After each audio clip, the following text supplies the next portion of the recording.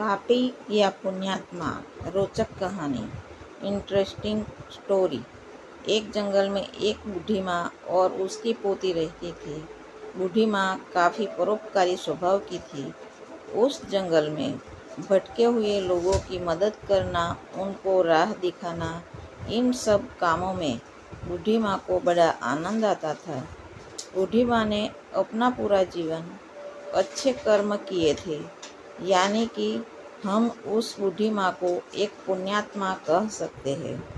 दोस्तों, जहाँ अच्छाई है वहाँ बुराई भी होती है। इसी जंगल में 4 लुटेरे लूटमार करने के लिए भी आते थे।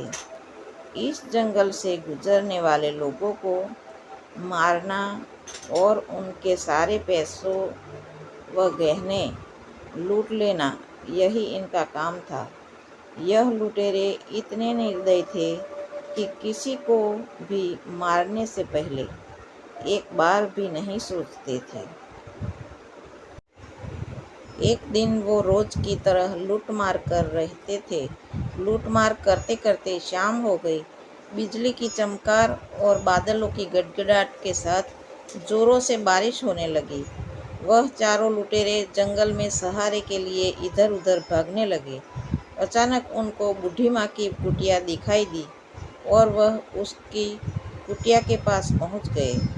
चारों लुटेरों ने तय किया कि जब तक बारिश हो रही है तब तक इस कुटिया में रहेंगे और बारिश बंद होते ही बूढ़ी को मारकर उसका सारा धन लूट लेंगे। उन्होंने झूठ बोलकर बूढ़ी माँ से मदद मांगी। उसी जंगल में रहने वाली बूढ़ी माँ ने भी इन चारों लुटेरों के बारे में काफ़ी कुछ सुन रखा था। उन्हें एक नज़र में देखते ही वह बूढ़ी माँ ने उनको पहचान लिया था। वह 4 थे और ताकतवर भी थे। बूढ़ी माँ कमज़ोर थी, इसलिए बूढ़ी माँ ने उन्हें ना पहचानने का नाटक किया। बूढ़ी माँ को यह भी डर था कि उसके विरोध करने पर कहीं वह चारों उसे और उसकी पोती को हानि ना पहुँचाए। कुछ सोचने के बाद बूढ़ी माँ ने उनको रात के लिए सहारा दिया। फिर बूढ़ी माँ ने सबके लिए खाना बनाया। सभी जब खाना खाने के लिए बैठे तब खाते खाते बूढ़ी माँ ने पाप और पुण्यात्मा का विषय छेड़ा। हर एक जन अपने हिसाब से इस विषय में अपनी राय दे रहा था।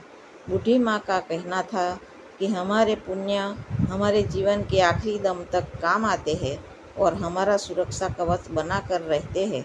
बूढ़ी माँ की ऐसी बातें सुनकर सभी चारों लुटेरे ठहाके लगाकर उसने लगे। जाहिर सी बात थी कि चारों ही लुटेरे ठहाके लगाकर हंसने लगे। जाहिर सी बात थी कि चारों ही लुटेरे पुण्य की ऐसी बातों में विश्वास नहीं रखते थे, इसलिए बेधड़क आप वाले काम किया करते थे।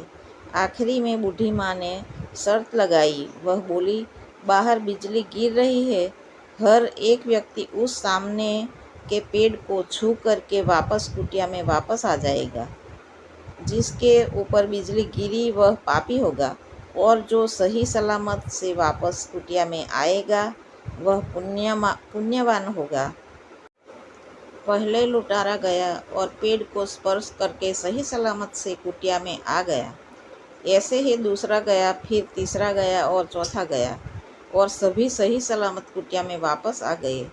अब बारी थी बूढ़ी माँ की और उसकी पोती की। बूढ़ी माँ ने मन में डर आया कि वह चारों ही लुटारे पुण्यवान निकले। इसका मतलब हम जरूर पापी है। बिजली हमारे ऊपर ही गिरेगी।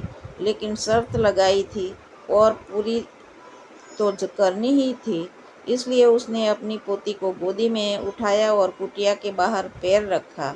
उसी वक्त आसमान से एक बिजली तेज गड़गड़ाहट के साथ उस कुटिया पर गिरी और कुछ ही देर में उन चारों की उसी जगह पर मृत्यु हो गई। इस कहानी से हम ये समझ सकते हैं कि एक पुण्यवान व्यक्ति के सहारे से वो 4 पापी सलामत थे, पर जैसे ही वो उनके दूर हो गए और उनकी सुरक्षा कवच जैसे चला गया,